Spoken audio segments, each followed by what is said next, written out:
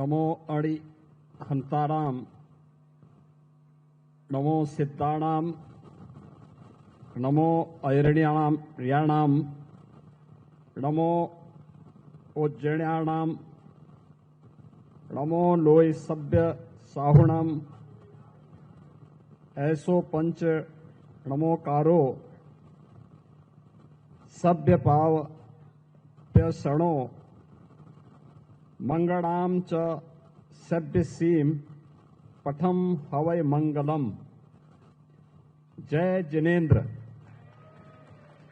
भारत माता की, भारत माता की, भारत माता की।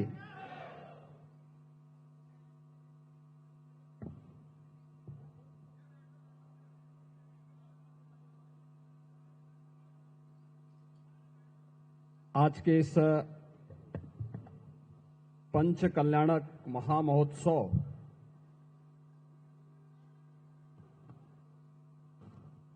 भगवान पार्श्वनाथ की भव्य मूर्ति और गुफा मंदिर के इस लोकार्पण कार्यक्रम में जिनका सानिध्य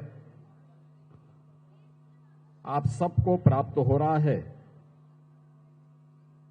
ऐसे पूज्य आचार्य श्री प्रसन्न सागर जी महाराज, उपाध्याय मुनि श्री पीयूष सागर जी महाराज, प्रवर्तन मुनि श्री महत सागर जी महाराज, निर्यापक मुनि श्री नौपदम सागर जी महाराज, मुनि श्री अप्रत्य सागर जी महाराज, मुनि श्री परिमल सागर जी महाराज, मंचस्थ अन्य इस परंपरा से जुड़े हुए सभी महानुभाव, इस समारोह में मेरे साथ उपस्थित उत्तर प्रदेश सरकार के हमारे मंत्रिमंडल के सहयोगी श्री सुनील शर्मा जी, नरेश कश्यप जी, माननीय सांसद अतुल गर्ग जी, माननीय विधायकगण श्री नंदकिशोर गुर्जर जी, अजीत पाल जी, पूर्व सांसद रमेश चंद तोमर जी, भारतीय जनता पार्टी के महानगर के अध्यक्ष मयंक गोयल जी और उपस्थित सभी श्रद्धालुजन, बहनों और भाइयों, ये मेरा सौभाग्य है कि आज मुझे इस गुफा मंदिर में भगवान पार्श्वनाथ और क्रांतिकारी संत पूज्य तरुण सागर जी महाराज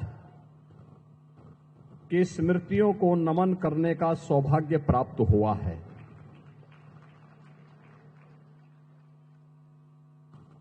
मैं इसके लिए आभारी हूं इस पूरी व्यवस्था से जुड़े हुए उन सभी महानुभावों का जिन्होंने मुझे आज यहां पर पूज्य आचार्य श्री प्रसन्न सागर जी महाराज और अन्य जैन मुनियों संतों का सानिध्य प्राप्त करने, इस पंच कल्याणक महामहोत्सव में भाग लेने और इस भव्य गुफा मंदिर को देखने का सौभाग्य प्राप्त प्रदान किया। बहनों और भाइयों, भारत की परंपरा, भारत के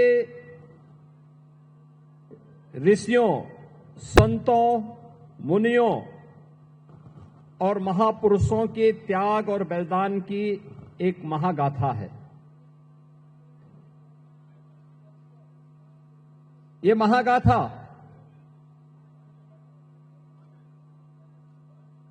उंगलियों में गिनने लायक नहीं, युगों युगों से यह गाथा विश्व मानवता के लिए एक प्रेरणा रही है।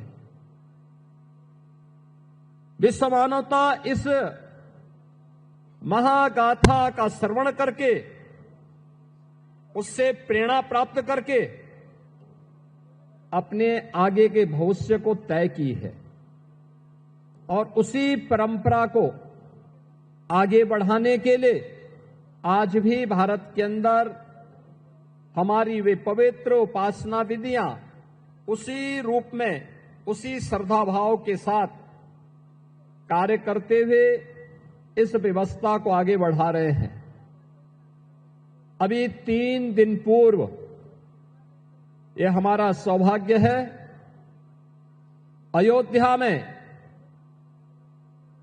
प्रभु श्री राम के भव्य मंदिर के निर्माण में कार्य को पूर्ण करने के इस महायज्ञ का पूर्णाहुति के कार्यक्रम के साथ ही भव्य भगवा ध्वज का आरोहण श्री राम जन्मभूमि के भव्य मंदिर में प्रधानमंत्री जी के कर कमलों से संपन्न हुआ है। पूरा देश और पूरी दुनिया भारत के सनातन के इस वैभव को देखी है, उसको अनुभव की है। और अयोध्या की जब बात आती है तो उसी इक्ष्वाकु कुल के प्रथम राजा भगवान ऋषभ देव, जो प्रथम जैन तीर्थंकर थे, उनका स्मरण भी हर व्यक्ति बड़ी श्रद्धा भाव के साथ करता है। ये उत्तर प्रदेश का सौभाग्य है कि हमारे उत्तर प्रदेश में प्रथम जैन तीर्थंकर भगवान ऋषभ देव और अयोध्या में 4 ऐसे पवित्र जैन तीर्थंकर उसी अयोध्या की धरती में पैदा हुए। काशी, जो दुनिया की आध्यात्मिक नगरी कही जाती है, उस काशी में 4 जैन तीर्थंकरों को अवतरित होते हुए दुनिया ने देखा है। अभी पिछले दिनों मुझे श्रावस्ती जाने का अवसर प्राप्त हुआ था। वहां पे बर्फ ही भगवान संभवनाथ जी का जन्म जैन तीर्थंकर के रूप में, उनका जन्म उसी श्रावस्ती की धरती पे हुआ था।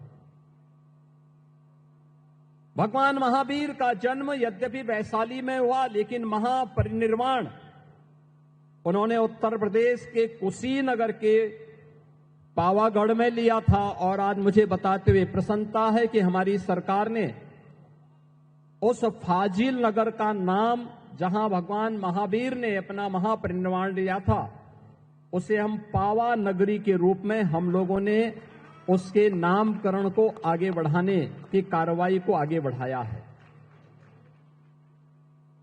यानी ये 24 जैन तीर्थंकर, जिन्होंने समाज को एक नई दिशा दी, जिन्होंने करुणा की, मैत्री की, अहिंसा की, जियो और जीने दो की एक प्रेरणा विश्व मानवता को दी। और केवल मनुष्य ही नहीं, बल्कि प्रत्येक जीव जंतु के लिए एक नई प्रेरणा प्रदान की। वह आज भी उसकी प्रासंगिकता उसी रूप में बनी हुई है। हमें इस बारे में जरूर ध्यान रखना होगा कि अगर मानव सभ्यता को विकास की नित नई ऊंचाइयों तक पहुंचना है तो हमें भारत के अध्यात्म की शरण में जाना पड़ेगा। याद रखना, अध्यात्म के साथ ही भौतिक विकास हो, सांस्कृतिक उन्नयन हो, या आध्यात्मिक उन्नयन के लिए एक सुरक्षित वातावरण चाहिए, सुसभ्य वातावरण चाहिए, साफ सुथरा वातावरण चाहिए। और यह भारत ने ही पहले भी दुनिया को दिया है, आज भी विश्व मानवता के लिए वह संदेश भारत का ही है, भारत के ऋषि मुनियों का है, भारत की परंपरा का है, भारतीय संस्कृति का है। हम सबको इस बारे में गौरव की अनुभूति होनी चाहिए कि हम सब इन सभी संदेशों को लेकर के, जो भारत की ऋषि मुनि परंपरा ने हम सबको दिया है, अगर हम इसका आत्मसात करते हैं, इसका अनुसरण करते हैं, तो यही विश्व मानवता के कल्याण का मार्ग प्रशस्त करता है। आप याद करिए, गत वर्ष जब प्रधानमंत्री मोदी जी ने उस समय अप्रैल में दिल्ली में विश्व नौकार महामंत्र दिवस पर वन वर्ल्ड वन चैंट कार्यक्रम का उद्घाटन किया था, उस अवसर पर उन्होंने 9 संकल्पों को हम सबको प्रदान किया था। वे 9 संकल्प थे कि पानी का बचत, दूसरा था एक पेड़ मां के नाम, तीसरा था स्वच्छता का मिशन, चौथा था वोकल फॉर लोकल, पांचवा था देश दर्शन, छठा था नेचुरल फार्मिंग यानी प्राकृतिक खेती, सातवां था हेल्दी लाइफ स्टाइल यानी योग और खेल को जीवन में लाना, और 9वां था गरीबों के कल्याण के लिए, गरीबों की भलाई के लिए सदैव समर्पित भाव के साथ कार्य करना। और आज मुझे बताते हुए प्रसन्नता है कि जैन मुनियों की जो परंपरा है उसी पवित्रता को आगे बढ़ाने का कार्य कर रही है। मैंने भी यहां पर जब मैं आया था, मैंने आचार्य श्री प्रसन्न सागर जी महाराज, उपाध्याय मुनि श्री पीयूष सागर जी महाराज की दिनचर्या को देखा है, और मैंने जो देखा उनके बारे में सुना, जो मैं देख रहा था कि 557 दिनों की कठोर साधना, 496 दिनों की निर्जल उपवास, तप, अनुशासन और आत्म संयम का एक अद्भुत उदाहरण इसमें हमें देखने को मिला है। ये चीजें दिखाती हैं कि अगर हम संकल्प ले लें तो पिंडमाही ब्रह्मांड समाया, यानी सब कुछ जो कुछ हमें बाहर दिखाई दे रहा है वह सब कुछ हमें इस शरीर में अनुभव होते हुए दिखाई देगा। और यह मुझे प्रसन्न सागर जी महाराज की साधना के माध्यम से देखने और अनुभव करने का अवसर प्राप्त हुआ है। मैं आज के इस अवसर पर जब इस पवित्र कार्यक्रम में पंच कल्याणक महामहोत्सव में मुझे भाग लेने का अवसर प्राप्त हुआ है, यहां पे मुझे भगवान पार्श्वनाथ और क्रांतिकारी संत तरुण सागर जी महाराज के इस पावन गुफा मंदिर के लोकार्पण के समारोह में भाग लेने का अवसर प्राप्त हुआ है। मैं आयोजकों को इसके लिए हृदय से धन्यवाद देता हूं। आप सबके प्रति अपनी शुभकामनाएं देता हूं। पंच कल्याणक महामहोत्सव के प्रति अपनी शुभकामनाएं देता हूं, और पूज्य आचार्य श्री प्रसन्न सागर जी महाराज और उनसे जुड़े हुए सभी अन्य जैन मुनियों को यहां पर नमन करते हुए उनका अभिनंदन करता हूं, स्वागत करता हूं। धन्यवाद। जय हिंद।